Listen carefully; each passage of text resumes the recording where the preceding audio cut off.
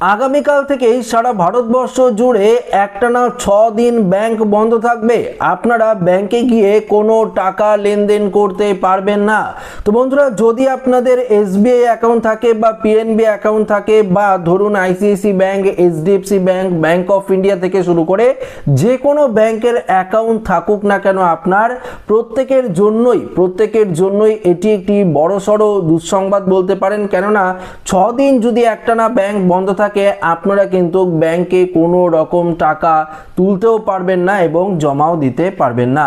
তো এই নিয়ে আরবিআই অর্থাৎ রিজার্ভ ব্যাংকের তরফ থেকে কি জানানো হয়েছে, ঠিক কি কারণে এই 6 দিন ব্যাংক বন্ধ থাকতে চলেছে, সমস্ত কিছু জানাবো আজকের এই ভিডিওতে। তো অবশ্যই ভিডিওটিতে আপনারা প্রত্যেকেই প্রথম থেকেই শেষ পর্যন্ত সঙ্গে থাকবেন এবং নতুন হয়ে থাকলে চ্যানেলটিকে সাবস্ক্রাইব করে পাশের দেওয়া বেল আইকনটিকে প্রেস করে অল নোটিফিকেশনটিকে বাজিয়ে দেবেন। তো বন্ধুরা, প্রথমত একটি বিষয় আপনাদেরকে জানিয়ে দিই। দেখুন, ব্যাংক তো বন্ধ থাকছে, আপনারা তো ব্যাংকে গিয়ে কোনো টাকা লেনদেন করতে পারবেনই না, পাশাপাশি এটিএম পরিষেবাও কি বন্ধ থাকবে?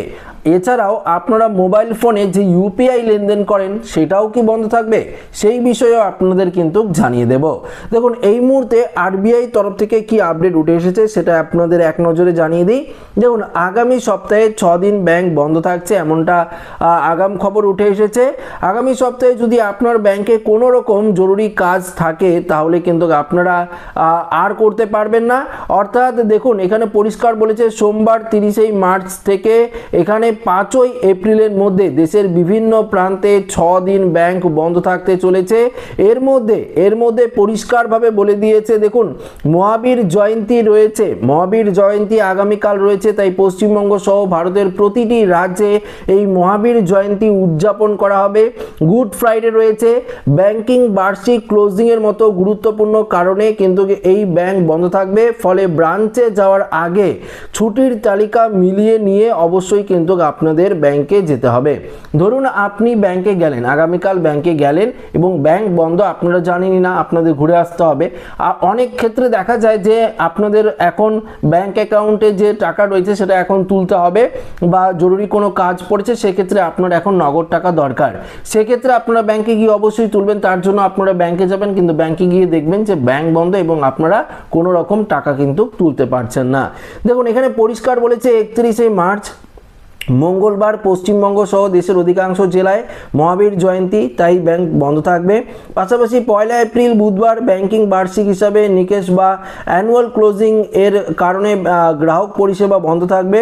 2 এপ্রিল বৃহস্পতিবার মন্ডি থার্সডে অর্থাৎ উপলক্ষে কেরলে ছুটি থাকছে। 3 এপ্রিল শুক্রবার গুড ফ্রাইডে উপলক্ষে পশ্চিমবঙ্গ সহ সারা দেশেই ব্যাংক পরিষেবা ব্যাহত থাকছে এবং 5 এপ্রিল রবিবার সাপ্তাহিক ছুটির কারণে কিন্তু ব্যাংক সরাসরি বন্ধ থাকবে, এমনটাই কিন্তু জানানো হয়েছে। ব্যাংক কর্তৃপক্ষ জানিয়েছে, সশরীরে ব্যাংকে গিয়ে কাজ করার সুযোগ না থাকলেও গ্রাহকরা অনলাইনের মাধ্যমে টাকা ট্রান্সফার, চেকবুক অর্ডার বা লোনের আবেদন করতে পারবে। জালিয়াতি রুখতে আরবিআই নতুন নিয়ম অনুযায়ী ডিজিটাল লেনদেন বাড়তি সতর্কতা অবলম্বন করার পরামর্শ দেওয়া হয়েছে।